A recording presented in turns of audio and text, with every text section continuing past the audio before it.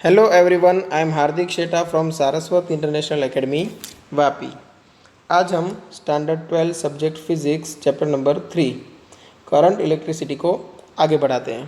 तो last lecture में हमने पढ़ा था power and energy, okay, electrical energy and power.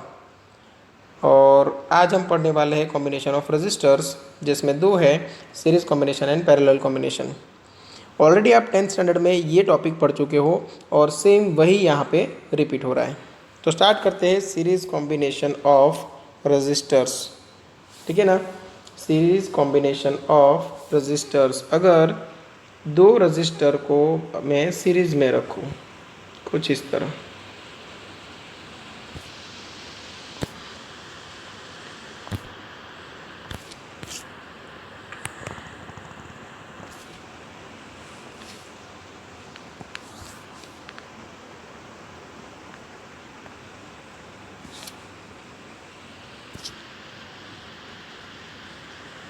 यहाँ पे मैंने बैटरी कनेक्ट कर दी V वोल्ट, रजिस्टर है R1, रजिस्टर है R2 और करंट पास हो रहा है यहाँ से I, यहाँ से भी करंट पास होगा I। अब ऐसा क्यों, करंट सेम क्यों रहेगा यहाँ पे, वो भी समझते हैं। जनरली हम क्या समझते हैं कि इलेक्ट्रिक करंट रजिस्टर में से जैसे ही पास हुआ उसकी काइनेटिक एनर्जी डिक्रीज़ हुई, मतलब जो चार्ज कैरियर्स है उनकी काइनेटिक एनर्जी डिक्रीज़ हुई, तो स्पीड डिक्रीज़ हुई, तो करंट है वो डिक्रीज़ होना चाहिए। ओके, यहाँ से यहाँ पे जाएगा तब भी करंट डिक्रीज़ होगा। तो हम कभी कभी हमें लगता है कि यहाँ पे करंट ज़्यादा होना चाहिए, यहाँ पे उससे कम, यहाँ पे उससे भी ज़्यादा कम। कोई कोई ये सोचेगा कि एक्चुअली करंट है वो तो फ्लो ऑफ इलेक्ट्रॉन्स है। तो इधर से स्टार्ट करते हैं। तो यहाँ पे सबसे ज़्यादा करंट होना चाहिए, यहाँ पे थोड़ा कम और यहाँ पे मिनिमम। बट प्रैक्टिकली हर एक जगह पे आपको करंट सेम मिलता है। अगर मैं यहाँ पे ए मीटर लगा दूँ, यहाँ पे ए मीटर लगा दूँ, यहाँ पे ए मीटर लगा दूँ, तो तीनों ए मीटर में मुझे इलेक्ट्रिक करंट की वैल्यू सेम मिलेगी। ऐसा क्यों है, हम यहाँ पे समझते हैं। सपोज हमारे पास 3 रजिस्टर हैं, यहाँ पे मैंने 2 ही ड्रॉ किए हैं, हम थर्ड भी ले लेते हैं, यहाँ पे तीसरा,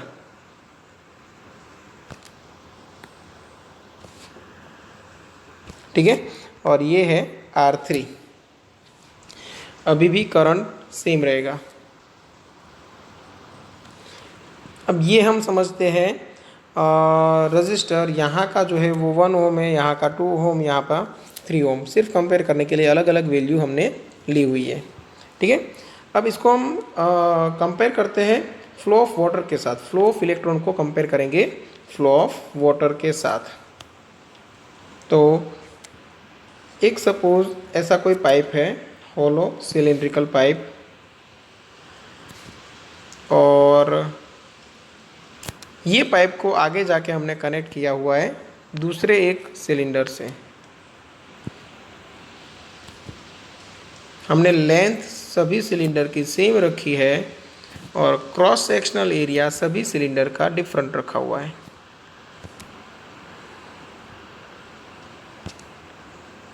अब आपको पता ही है कि जिसका क्रॉस सेक्शनल एरिया ज़्यादा उसका रेजिस्टेंस कम। तो हमें यहाँ पे कंपैरिजन करनी है, तो हम यहाँ पे मान के चल सकते हैं कि ये 1 ओम के इक्विवेलेंट है, यहाँ पे 2 ओम और यहाँ पे 3 ओम। क्रॉस सेक्शनल एरिया डिक्रीज़ हो रहा है तो रेजिस्टेंस इंक्रीज़ हो रहा है। तो जो फ्लो ऑफ इलेक्ट्रॉन के साथ होता है सेम वही फ्लो ऑफ वाटर के साथ भी होता है। अब मान के चलते हैं कि यहाँ की जो कैपेसिटी है वो per unit time 10 litre water flow कराने की है। यहाँ पे जो कैपेसिटी है सपोज 7 लीटर फ्लो करा सकता है ये रजिस्टर, मतलब ये पाइप, और यहाँ पे पर सेकेंड 5 लीटर वाटर यहाँ से आगे बढ़ सकता है, ठीक है। अब मानते हैं कि यहाँ से वाटर की एंट्री हुई हाई प्रेशर से, जैसे यहाँ पे इलेक्ट्रॉन की एंट्री होती है पोटेंशियल डिफरेंस की हेल्प से, ठीक है ना। अब यहाँ से वाटर कितना भी आएगा, आगे कितना जा पाएगा वो सोचना है, और उससे आगे कितना जा पाएगा वो सोचना है। अब मैं पर यूनिट टाइम की बात करूं तो यहाँ से वाटर जो बाहर निकलने वाला है वो पर यूनिट टाइम कितना निकल सकता है, तो इसकी कैपेसिटी थी उतना ही, मतलब 5 लीटर यहाँ से बाहर निकल रहा है। मतलब इसमें से वाटर कितना पास हो रहा है पर यूनिट टाइम 5 लीटर। अब इसमें से कितना पास होगा पर यूनिट टाइम, सोचो कि यहाँ से वही टाइम पे अगर 5 लीटर वाटर की स्पेस खाली हो रही है तो यहाँ से आगे जाने वाला वाटर भी 5 लीटर के जितना ही होना चाहिए, क्योंकि जितनी स्पेस खाली है उतना वाटर आगे बढ़ेगा ना। समझ में आया? तो फिर इसका मतलब क्या हुआ कि यहाँ से जो वाटर फ्लो होगा वो 5 लीटर ही होगा, भले ही कैपेसिटी 7 लीटर की है, मतलब ये 7 litre per unit time transfer कर सकता है गिवन प्रेशर पे, बट फिर भी यहाँ से पास होगा ओनली 5 लीटर। सेम वे यहाँ पे पर यूनिट टाइम 10 लीटर आगे बढ़ सकता है, बट यहाँ पे स्पेस खाली हुई 5 लीटर की, इसलिए यहाँ से 5 लीटर ही वही टाइम पे इधर गया, तो यहाँ पे स्पेस खाली हुई 5 लीटर की, तो यहाँ से जो वाटर आगे बढ़ेगा वो भी 5 लीटर ही होगा। तो इसीलिए हम बोल सकते हैं कि जो फ्लो ऑफ वाटर है वो through out the all conductor same रहता है। सेम वैसे यहाँ पे भी हर एक कंडक्टर जिसका कुछ ना कुछ रेजिस्टेंस है उसमें फ्लो ऑफ इलेक्ट्रॉन सेम रहेगा। क्लियर? दूसरा एक एग्जांपल ले लेते हैं अच्छे से समझने के लिए, ठीक है? कि सपोज ऐसा कोई रोड है, अब यहाँ पे एक छोटा सा बम्फर है,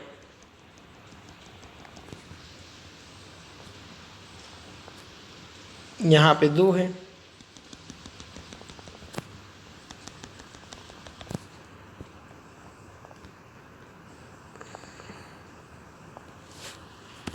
और यहाँ पे 3,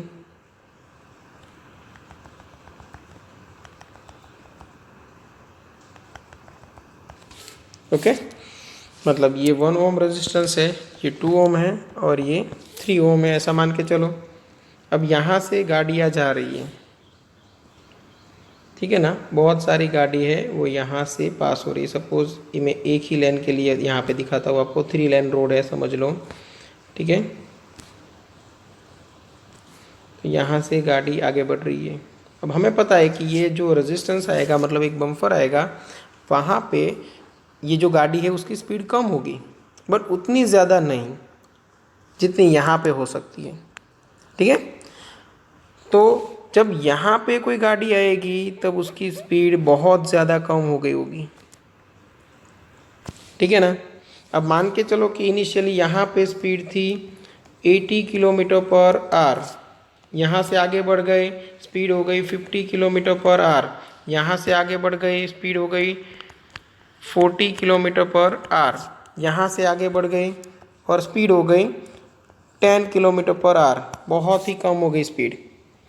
अब जबकि ये जो व्हीकल है वो 10 किलोमीटर पर आवर की स्पीड से आगे बढ़ रहा है, तो उसके पीछे वाला जो एग्जैक्ट व्हीकल है वो अभी अपनी ओरिजिनल स्पीड से आगे नहीं बढ़ सकता, क्योंकि अगर वो ऐसा करता है तो एक्सीडेंट होगा। तो आप ये मान के चलो कि ये दो जो व्हीकल्स हैं उनके बीच में रिपल्सिव फोर्स लग रहा है, इसलिए एक्सीडेंट भी नहीं होने वाला है। मतलब क्या हुआ कि अगर ये स्लो डाउन हुआ तो इसकी स्पीड भी कम हो जाएगी। कितनी हो जाएगी? 10। तो उसके आगे वाला जो व्हीकल है उसकी स्पीड क्या हो जाएगी? 10। उसके आगे वाला व्हीकल है उसकी स्पीड क्या हो जाएगी? 10। उसके आगे वाला व्हीकल है उसकी स्पीड क्या हो जाएगी? 10। यहाँ पे भी 10 हो जाएगी, यहाँ पे भी 10 हो जाएगी। मतलब क्या हुआ कि अगर एक एक रेजिस्टेंस की इफेक्ट देखो तो स्पीड 80 टू 50 हो रही थी, 50 टू 40 हो रही थी, ये सब भूल जाओ। अब बात करो कॉम्बिनेशन ऑफ रजिस्टर्स की। अब बात करो कॉम्बिनेशन ऑफ रजिस्टर्स की, तो आपको पता चलेगा कि यहाँ पे जो व्हीकल्स है वो ब्लॉक हो रहे हैं, और यहाँ पे ब्लॉक हुए तो आगे वाले सभी व्हीकल्स ब्लॉक होते हैं, ठीक है ना? तो इसीलिए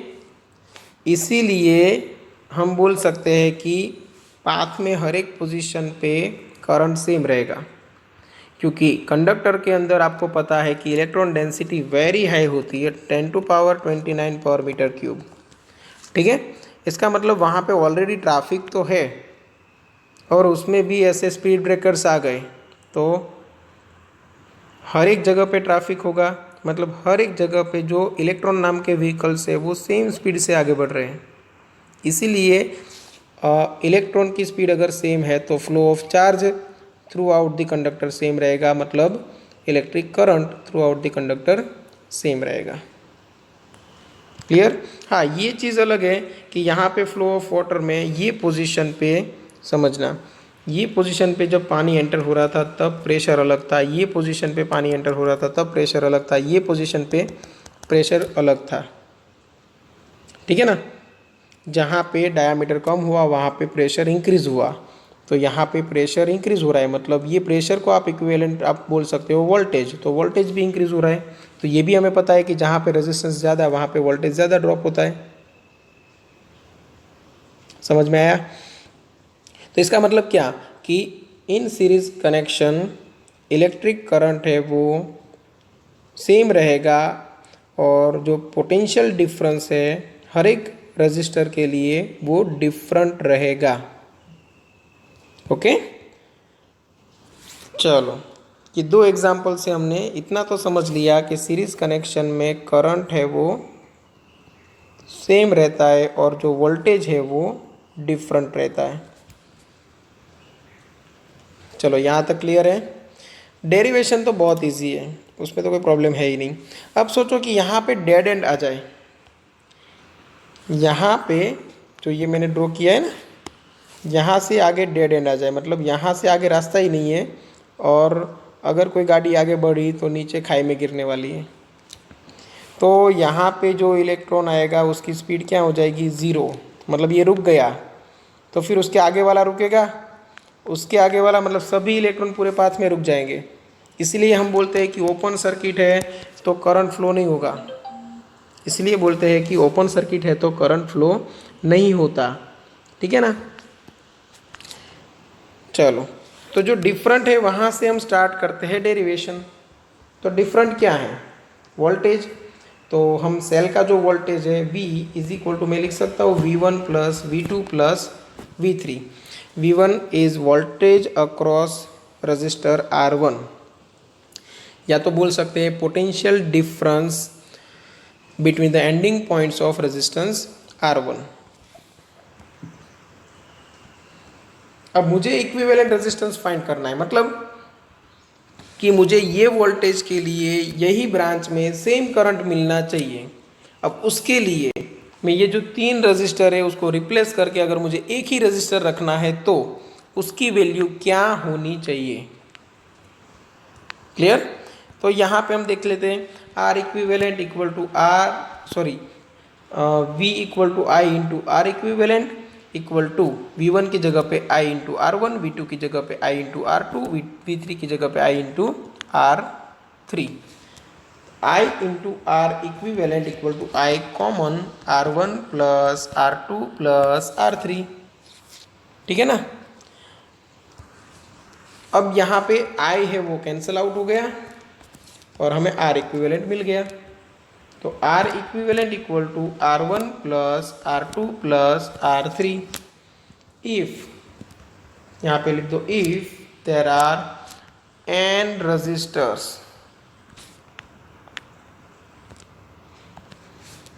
okay, if there are n resistors, मतलब यहाँ पे जो तीन रजिस्टर हमने रखे हैं उसकी जगह पे n रजिस्टर्स हैं।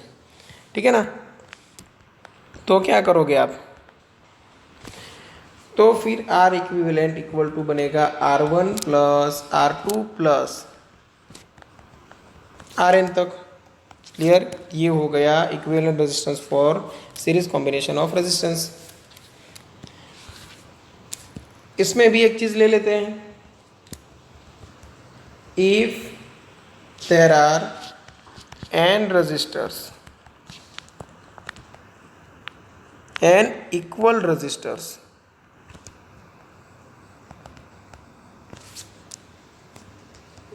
देन R इक्विवेलेंट क्या बनेगा? तो R plus R plus plus plus plus plus R कितने टाइम्स होगा? n टाइम्स, मतलब मैं n इंटू R लिख सकता हूँ।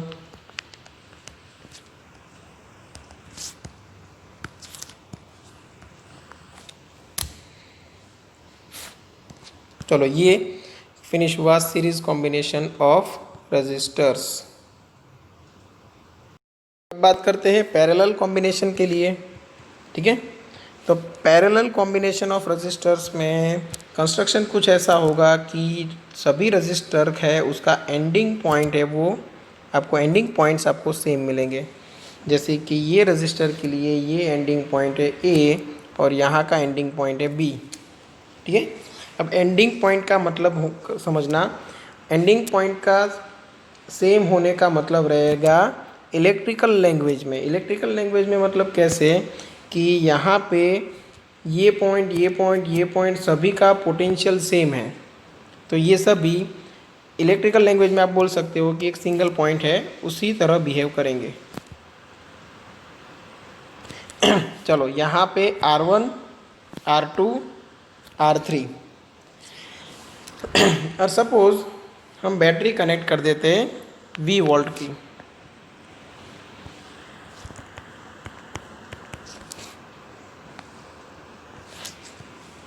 तो यहाँ से टोटल करंट एंटर होगा I। सपोज ये करंट डिवाइड हुआ I1 I2 एंड I3। ठीक है, सभी के लिए अगर मैं पोटेंशियल डिफरेंस की बात करूँ, सपोज मैं R1 के लिए बोलूँ कि पोटेंशियल डिफरेंस क्या होना चाहिए, तो R1 का एक एंडिंग पॉइंट है वो A के साथ कनेक्टेड है, दूसरा एंडिंग पॉइंट है वो B के साथ कनेक्टेड है। मतलब मैं लिख सकता हूँ VA माइनस VB। अब वो VA माइनस VB भी देखो यहाँ पे एक पॉजिटिव टर्मिनल ऑफ बैटरी के साथ है और दूसरा VB है वो नेगेटिव टर्मिनल ऑफ बैटरी के साथ है। मतलब ये बैटरी के दो पॉइंट के बीच में पोटेंशियल डिफरेंस होगा वही, मतलब बैटरी का अगर वोल्टेज में V ले लूँ तो ये VA minus VB equal to मैं क्या लिख सकता हूँ V। सेम वे अगर मैं R2 की बात करूँ तो उसके भी दोनों ending point A and B के साथ कनेक्टेड है, मतलब वहाँ पे भी पोटेंशियल डिफरेंस है वो VA minus VB equal to battery voltage V रहेगा। R3 की बात करूँ तो यहाँ पे भी आप ध्यान से देखो दोनों एंडिंग पॉइंट से वो A एंड B के साथ कनेक्टेड है, तो यहाँ का पोटेंशियल डिफरेंस भी VA minus VB equal to V रहेगा। तीनों रजिस्टर्स के एंडिंग पॉइंट सेम है, मतलब potential difference between ending points of all resistors are same. तो अब मतलब क्या हुआ कि जो डिफरेंट है वही से स्टार्ट करना है हमें डेरिवेशन। अगर ये आपको फ्लो ऑफ वाटर की हेल्प से समझना है तो कुछ इस तरह समझ सकते हो। हमने तीन रजिस्टर्स लिए थे आपको याद है तो, जिसमें जो सबसे पहला वाला रजिस्टर था उसकी वैल्यू कम थी, दूसरा वाला रजिस्टर था उसकी वैल्यू ज़्यादा थी, थर्ड की सबसे ज़्यादा थी। ठीक है ना, वैसे ही हमने सेम वे पाइप ले लिए थे, आपको पता है, तो ये 1 ओम था, ये 2 ओम था और ये 3 ओम। यहाँ से वाटर निकलने की कैपेसिटी थी 5 लीटर पर यूनिट टाइम, यहाँ पे 7 लीटर पर यूनिट टाइम, यहाँ पे 10 लीटर पर यूनिट टाइम। अगर सपोज यहाँ से वाटर एंटर कर रहा है, ठीक है ना, तो अभी देखो कोई भी एक दूसरे को ब्लॉक नहीं कर रहा है, जैसे प्रीवियस एग्जांपल में हुआ था सीरीज कनेक्शन में। यहाँ पे अपने हिसाब से 5 लीटर निकलेगा पर यूनिट टाइम, यहाँ पे 7 लीटर और यहाँ पे 10 लीटर। मतलब फ्लो ऑफ वाटर सभी जगह पे डिफरेंट रहेगा।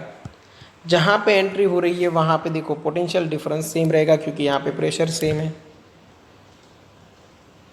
क्लियर, मतलब पैरेलल कॉम्बिनेशन में पोटेंशियल डिफरेंस है वो सेम रहेगा, इलेक्ट्रिक करंट है वो डिफरेंट हो सकता है। हमने ये लेंस की भी बात की थी, सपोज ये 3 लेन रोड है, ठीक है ना, रजिस्टर से वो पैरेलल में है, मतलब एक रजिस्टर यहाँ पे है, समझो एक रजिस्टर मैंने यहाँ पे रखा हुआ है 1 ओम का, यहाँ पे मैंने 2 रजिस्टर्स रखे हुए हैं 2 ओम, यहाँ पे मैंने 3 रजिस्टर्स रखे हुए हैं, मतलब ये हो गया 3 ओम।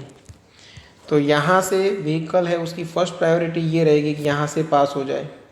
चलो यहाँ से पास हो रहे हैं।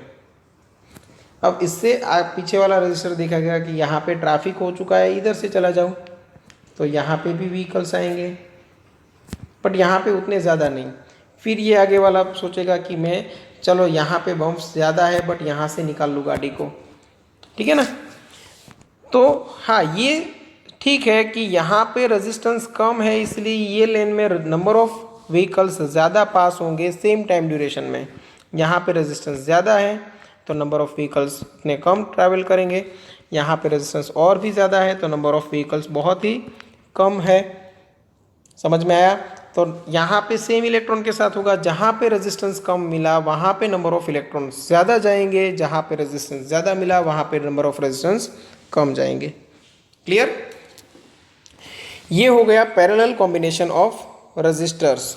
अब जो डिफरेंट है वहाँ से स्टार्ट करने वाले हम। हमें यहाँ पे पता चल गया कि I की वैल्यू है वो डिफरेंट है सभी रजिस्टर्स के लिए, वोल्टेज मतलब पोटेंशियल डिफरेंस है वो सबके लिए सेम है। तो जो डिफरेंट है वहाँ से स्टार्ट करो। तो I इक्वल टू आप क्या लिखोगे, I1 plus I2 plus I3। I की जगह पे मैं लिख सकता हूँ V upon R equivalent equal to V upon R1 plus V upon R2 plus V upon R3। सब में से V कॉमन निकल के कैंसिल आउट हो गया, इसलिए 1 upon R equivalent equal to 1 upon R1 plus 1 upon R2 plus 1 upon R3। फिर आप क्या लिखोगे, इफ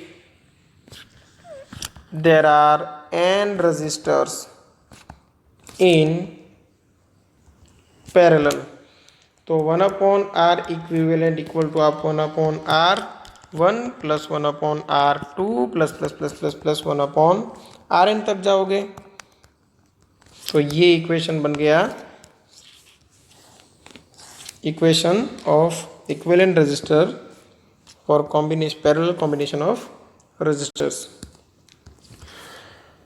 अब suppose if there are n equal resistors in parallel, okay तो फिर आप 1 अपॉन आर इक्विवेलेंट क्या करोगे, 1 upon R plus 1 upon R equal है ना सभी, तो 1 अपॉन आर कितने टाइम्स करोगे, n टाइम्स, तो ये बन गया n इंटू 1 अपॉन आर। तो फिर R इक्विवेलेंट क्या बना, R divide by n, R equivalent बन गया R डिवाइड बाई n। चलो ये सब क्लियर होगा। तो ये हो गया पैरेलल कॉम्बिनेशन ऑफ रजिस्टर्स।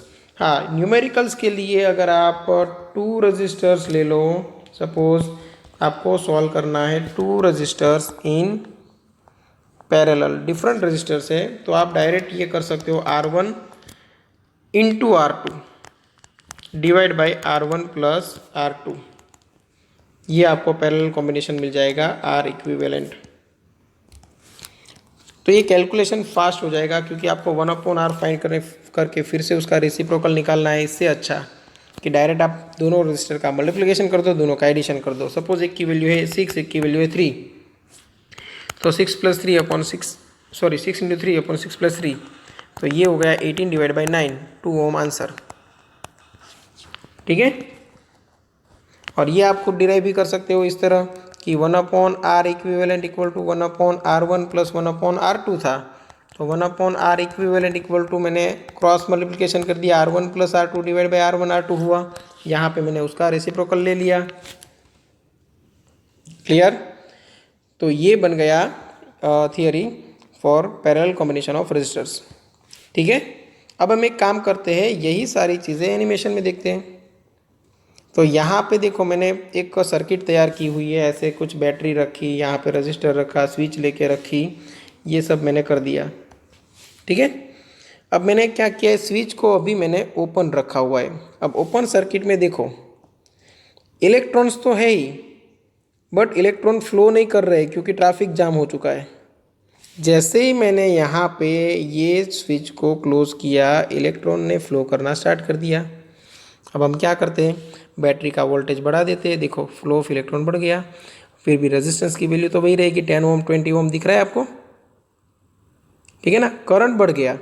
अब करंट भी देखो मैंने 3 एमीटर लगाए हुए हैं, मैंने यहाँ पे 3 एमीटर लगाए हुए हैं। अब जो 3 एमीटर है वो मैं आपको यहाँ पे दिखाता हूँ, एक यहाँ पे है, एक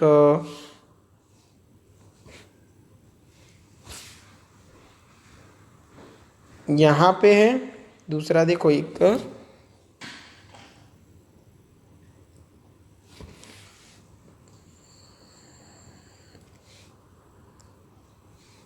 यहाँ पे दिख रहा है आपको,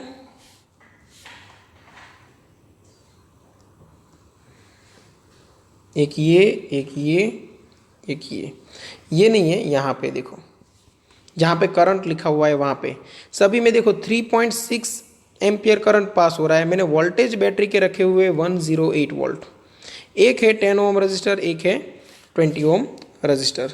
ओके, अब मैं बैटरी के वोल्टेज है वो चेंज कर देता हूँ। मैंने बैटरी के वोल्टेज कर दिए 50 या तो 60 कर देते हैं, कैलकुलेशन में इजी रहेगा। देखो टोटल रजिस्टर कितना है 20 + 10 30, वोल्टेज कितना है 60 divide by 30 that is 2 ampere. तो सभी एमीटर में आपको 2 एम्पियर करंट नज़र आ रहा है। और ये है flow of electron, but actually हम क्या लेते हैं कन्वेंशनल करंट। तो कन्वेंशनल करंट है वो ऑपोजिट होगा। देखो ये फ्लो ऑफ इलेक्ट्रॉन क्लॉकवाइज घूम रहे थे तो ये एंटी क्लॉकवाइज घूमेगा। ये एक्चुअल करंट है जो हम कन्वेंशनली पहले से ही इसी डायरेक्शन में लेते आए हैं, ठीक है ना। अगर मैं वोल्टेज चेक करूं, हमने कहा था कि पैरेलल कॉम्बिनेशन में वोल्टेज डिफरेंट रहते हैं। तो टोटल वोल्टेज बैटरी के कितने हैं 60, तो 10 ओम के पास कितने गए देखो 10 ओम के अक्रॉस में हमें मिल रहे हैं 20। अगर मैं यहाँ पे लूँ तो 40, टोटल वोल्टेज कितने हो गए 60। मतलब सीरीज कॉम्बिनेशन में वोल्टेज है वो डिवाइड होते हैं रजिस्टर्स में। अगर मैं एक ही वायर के लिए ले लूँ तो 0, क्योंकि वो सेम पोटेंशियल पे है। बैटरी के वोल्टेज निकालूँ तो बैटरी के अगेंस्ट ये रख दो 60 वोल्ट। क्लियर है। हाँ, अभी हम एक काम करते हैं कि ये बैटरी है उसका रेजिस्टेंस हम चेंज कर देते हैं। बैटरी का भी रेजिस्टेंस होता है इंटरनल रेजिस्टेंस, अगर मैं वो बढ़ा दूँ तो देखो बैटरी चाहे 60 वोल्ट की है बट बैटरी का जो टर्मिनल वोल्टेज है वो हमें कम होके मिलता है 48.65, क्योंकि बैटरी के अंदर ही इंटरनल रेजिस्टेंस की वजह से ये इतना पोटेंशियल ड्रॉप हो गया है, ठीक है ना। चलो अब एक नज़र डालते हैं कि अगर ये वायर का भी कोई ना कोई रेजिस्टेंस होता तो, क्योंकि प्रैक्टिकली वायर का भी रेजिस्टेंस होता ही है। तो अगर मैं वायर का रेजिस्टेंस बढ़ाऊँ तो आपको सभी एमीटर में करंट डिक्रीज होता हुआ नजर आएगा। देखो जो फ्लो है वो स्मॉल हो गया। क्लियर। इसी सर्किट को हम सिंबल्स के फॉर्म में ऐसे देख सकते हैं, ये सिंबल आ चुके हैं देखो। ओके, अगर मैं किसी रजिस्टर को हटा दूं, उसकी जगह पे मैं बल्ब कनेक्ट कर दूं तो ये बल्ब ऑन होगा, क्योंकि बल्ब का जो मटेरियल है टंगस्टन, उसमें से इलेक्ट्रॉन्स पास हो रहे हैं, कोलाइड हो रहे हैं, हीट जनरेट कर रहे हैं और हीट है वो लाइट में कन्वर्ट हो रही है। क्लियर। ये हो गया सीरीज कॉम्बिनेशन ऑफ रजिस्टर्स। अभी हम देखेंगे पैरेलल कॉम्बिनेशन। चलो तो यहाँ पे देखते हैं कि पैरेलल कॉम्बिनेशन में क्या होता है, ठीक है। तो मैंने यहाँ पे 3 रजिस्टर्स को पैरेलल में रखा है, R1, R2, R3। एक की वैल्यू है 10 ओम, दूसरे की 20, थर्ड की 40 ओम। यहाँ पे 3 करंट मैंने मीटर लगाए, ए metre I1, I2, I3 measure करने के लिए और टोटल करंट I मेज़र करने के लिए यहाँ पे जहाँ पे गेट है एंट्री गेट वहीं पे लगा दिया है ए मीटर, ठीक है। तो 4 ए मीटर मैंने यूज़ किए हुए हैं। ये बैटरी है जिसका वोल्ट है 40 वोल्ट और ये है स्विच। ओके, तो स्टार्ट करते हैं। ये मैंने स्विच जैसे ही प्रेस की इलेक्ट्रॉन्स फ्लो होना स्टार्ट कर दिए। अब देखो नॉर्मली जहाँ पे रेजिस्टेंस कम होगा वहीं से व्हीकल्स पास होंगे। तो यहाँ पे देखो 10 ओम का रजिस्टर है, वहाँ पे फास्ट इलेक्ट्रॉन पास हो रहे हैं। 20 में से धीरे धीरे, 40 में से तो एकदम धीरे धीरे पास हो रहे हैं। इसीलिए देखो टोटल करंट आप देखने जाओगे 7 एम्पियर है, जो डिवाइड हुआ 3 हिस्सों में। जहाँ पे रेजिस्टेंस कम था वहाँ पे ज़्यादा करंट जा रहा है। देखो 4 एम्पियर, जहाँ पे 20 ओम है वहाँ पे 2 एम्पियर और जहाँ पे 40 ओम का रजिस्टर है, रजिस्टर बड़ा है तो वहाँ पे 1 एम्पियर। अगर मैं रजिस्टर की वैल्यू इंक्रीज कराऊँ वहाँ पे रेजिस्टेंस कम, मतलब वहाँ पे व्हीकल्स कम पास हो रहे हैं, दूसरी जगह पे ज़्यादा पास हो रहे हैं। समझ में आया?